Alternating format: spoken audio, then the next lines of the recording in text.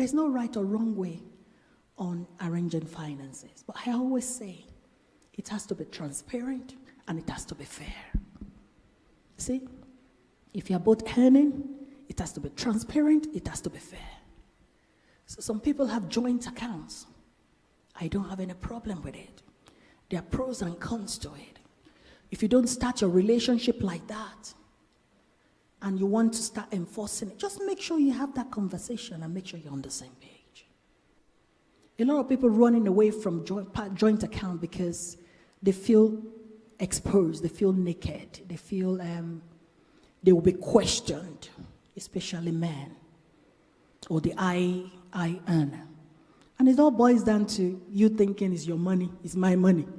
If you both have this mentality that it's our money, there is no I earner. Whatever comes in is for both of us to spend. It's for the whole family to spend. The people said they will start being questioned on why did you use your money to do. They want that independence. So that doesn't make some people go into joint accounts. But I know so many couples that have joint accounts.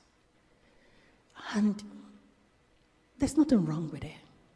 But the kind of relationship they have, they talk about it all the time. They do the budgets together. They say, okay, let's give ourselves some fun money this month. They give themselves fun money, as in everything they're on the same page. That is the only thing that makes joint account work. Otherwise, resentment will come in. Some people have separate bank accounts. And that is common with a lot of couples that they're already independent before they got married. A lot of people now are marrying in their 30s. They have their own property house. They have their own, they're independent before they got married. But they still make it work. I know so many people that have separate bank accounts. Now, the transparency bit is, I know what comes in for you. You know what comes in for me. These are the income that comes in. These are all the bills we need to pay. Split the bills. How do we split the bills? That's a discussion you have to have. So that one is not overburdened and one have extra. Talk about it. It works. I know so many couples that have separate accounts. So, yeah, you take all the school fees. I take off the mortgage. You take all the council tax. I take off the electric bill. Talk about it. But you need to have that conversation and talk about it. It has to be transparent. It has to be fair. That's what will make peace reign.